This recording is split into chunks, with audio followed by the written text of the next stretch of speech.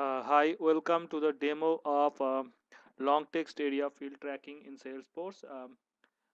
This problem of this challenge is that long text area is not trackable. The content of long text area is not trackable in Salesforce history tracking. So we have to make some custom solution so that we can take the old values of that long text area and put it as a node record in the associated Salesforce record.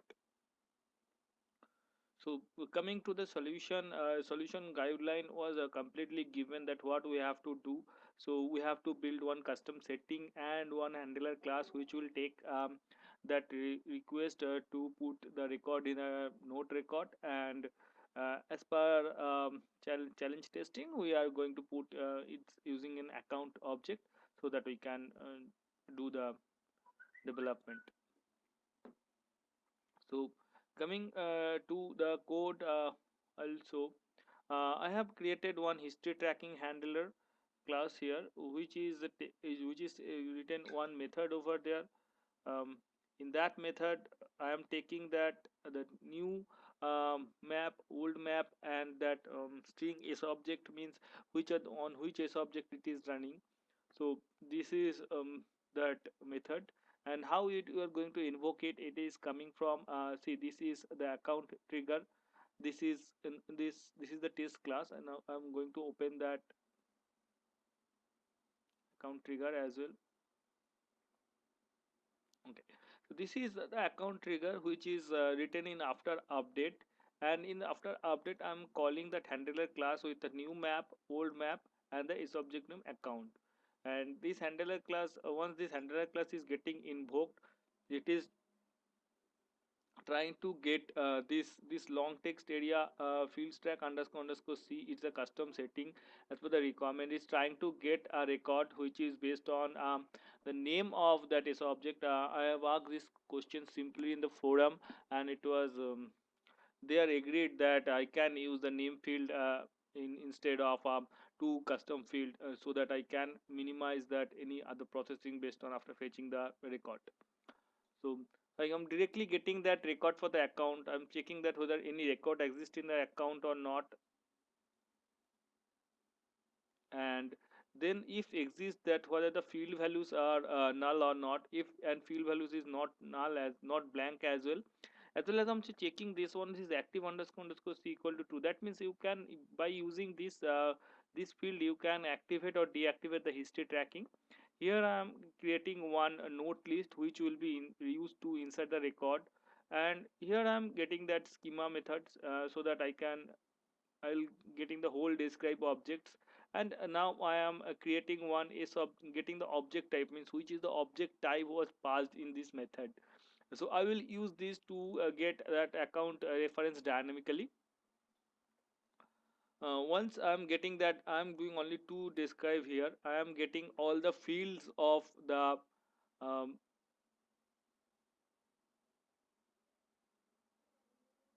I'm get doing all the fields here. I'm getting all the fields here of for that past object. And then I am iterating through that values. Iterating it, I will iterate all the field values. And then um, here I am iterating to the new map values means what the new map values has been passed for the object. I'm creating two instance using this o type, which is a dynamic one. I get it from here.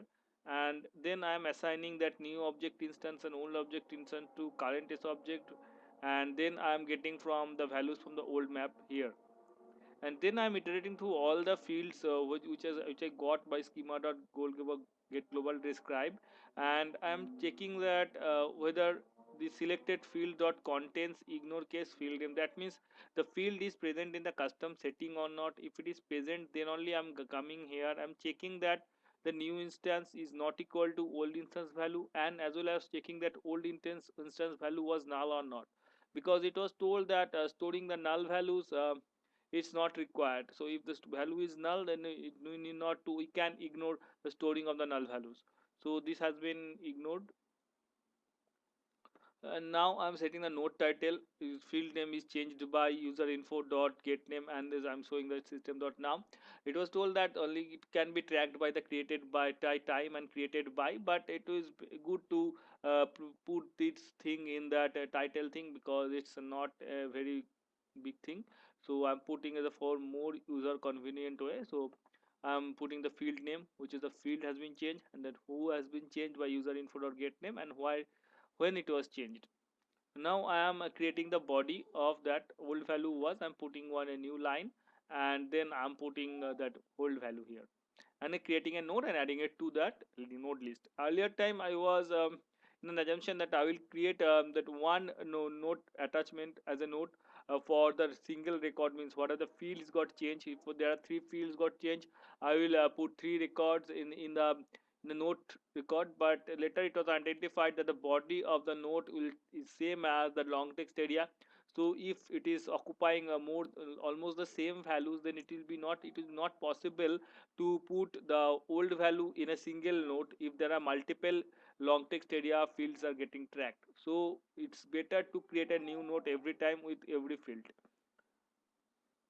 So I'm creating a new node with every field, and then node list dot size I'm checking here. If it is greater than 0, I am inserting here, and I'm not so throwing in area if it is not able to insert, because it was told that it should not throw any error if there is any error also. So user can continue. So this is all about the code, and now I'm directly going to that uh, option. So I'm going to accounts, and I will go to the custom setting as well.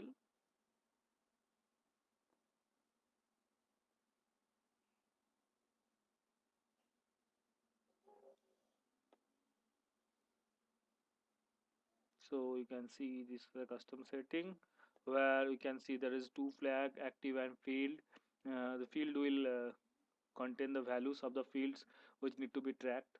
So you can see the as a delimiter I have used content. So you can use any delimiter like space, semicolon, whatever you want, comma as that, but the field should be present here.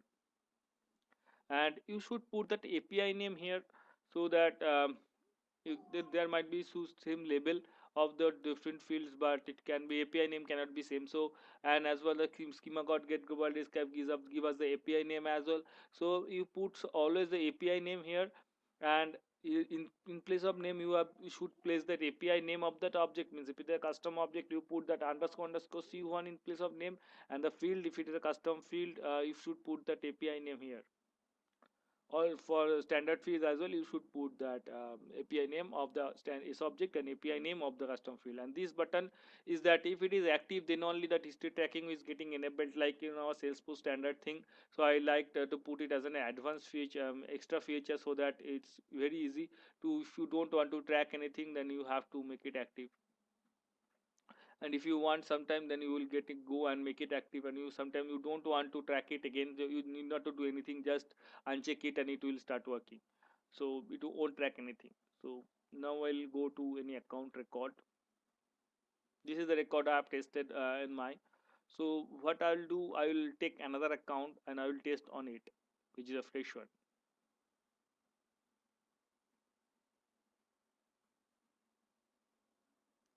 So I will take Dixon PLC. So here you can see this description is that a long text field. So it does not mean that it will capture only long text field. You can see, you have already seen in custom setting, I have put at the phone as well. So you can track any field you want. There is no constant on that. It will only track that long text area field. As it is morely manual configuration. So I'm be purely relying on admin. They will put some that long text area in the field, and if they put any wrong field with the wrong API name, it will be completely ignored. There is no problem with that. So now you can see that there is nothing is here for these notes and attachment. So what I will do, I will change the description here.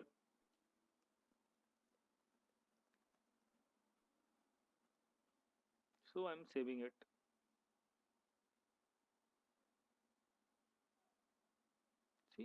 the account got saved.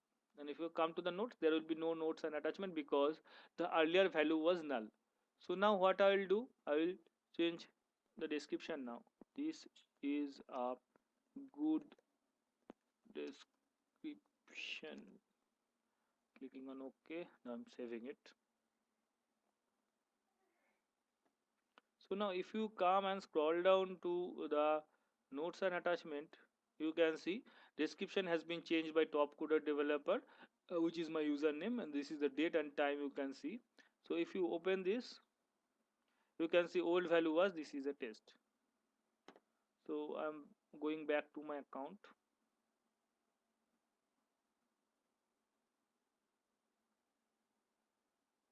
Now what I will do, I will change the phone number, and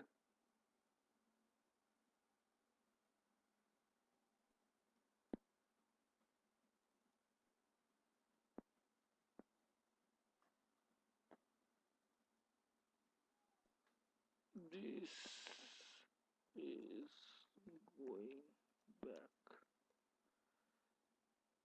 So I've changed phone and description. Now I'm saving it. So now when I'm going here, so you can see the two notes and notes has been created, which is the for phone for one and description for another. So if you open this one, so you can see the old value was this is a good description, and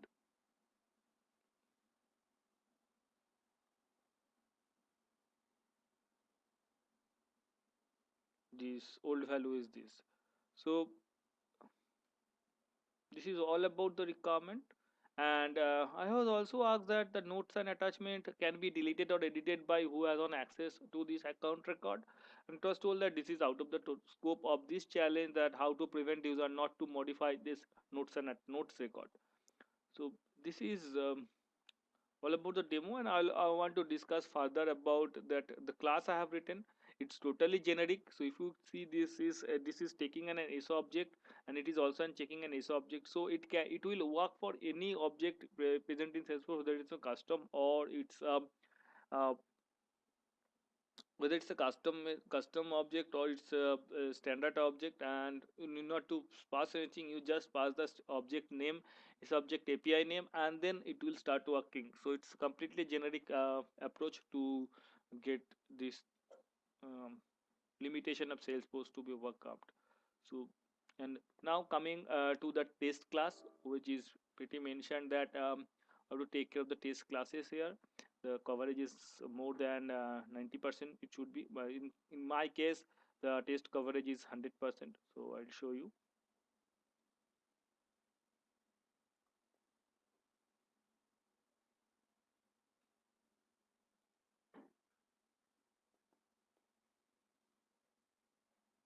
So you can see the test class coverage is 100%. So this is now I did all the scenarios here in the test classes. First, I check that whether this is a positive testing, where the notes and attachment will be getting created, and then second test is that I have put it like all the uh, comments here so that you can easily identify it. There is no field is specified, so you can see field is blank. So another test I did, which is like which is a wrong field has been specified in that in the testing method, and last one is that there is no custom setting at all. So